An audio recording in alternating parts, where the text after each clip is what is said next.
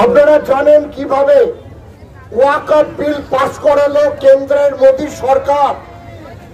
আমরা তৃণমূল কংগ্রেস প্রতিবাদ জানাচ্ছি এবং প্রয়োজন হলে আদালতের দ্বারস্থ হয়ে আমরা ওয়াকফ বিলের বিরোধিতা করব। এটা আমাদের নেত্রী মমতা বন্দ্যোপাধ্যায় বলেছেন। 26,000 শিক্ষিকার চাকরি গেছে। আপনারা জানেন সিপিএম এর আমলে চিরকুটে চাকরি। আপনারা জানেন স্কুল ম্যানেজমেন্ট কিভাবে চাকরি দিত। আজকে মমতা বন্দ্যোপাধ্যায় সরকারকে কলুষিত করতে গিয়ে 26,000 পরিবারে আঘাত এনেছেন বিকাশ ভট্টাচার্যের দল, অভিজিৎ গাঙ্গুলির দল। আমরা প্রতিবাদ জানাচ্ছি, মমতা বন্দ্যোপাধ্যায়ের প্রতি ভরসা রাখবার আহ্বান জানাচ্ছি। মমতা বন্দ্যোপাধ্যায় নিশ্চিতভাবে আদালত আইন কানুন মেনেই ব্যবস্থা নেবেন। আর আমরা প্রতিবাদ জানাচ্ছি মোদী সরকারের বিরুদ্ধে, যারা নিত্য প্রয়োজনীয় বিভিন্ন ঔষধের দাম বৃদ্ধি করছে, প্রত্যেক দিন পেট্রোল, গ্যাস, ডিজেলের দাম বৃদ্ধি করছে। আপনারা জানেন বিভিন্ন নিত্য প্রয়োজনীয় দ্রব্যের দাম বৃদ্ধি করছে। তাই আপনাদের কাছে বলবো, আপনারা জানেন আজকে রাম বাম এক হয়ে গেছে। মমতাকে আটকাতে আজকে শুভেন্দু অধিকারী, বিকাশ ভট্টাচার্য, অভিজিৎ গাঙ্গুলি অমিত শাহর সঙ্গে বৈঠক করছে।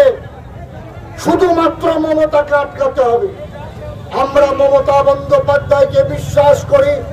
তার আদর্শ, ত্যাগ ও তিতিক্ষাকে সামনে রেখে আমরা সকলে আন্দোলনের প্রতি পূর্ব বর্ধমান জেলা তৃণমূল কংগ্রেসের মাননীয় সভাপতি রবীন্দ্রনাথ চট্টোপাধ্যায় যেভাবে দলীয় নির্দেশকে মান্যতা দিয়ে জেলার বিভিন্ন ব্লকে সভা সমিতি মিছিল করতে বলেছেন, আমাদের মেমারি 1 নম্বর ব্লক ও সমস্ত নিয়ম নীতি মেনে সেই মিছিল মিটিং সংগঠিত করছে।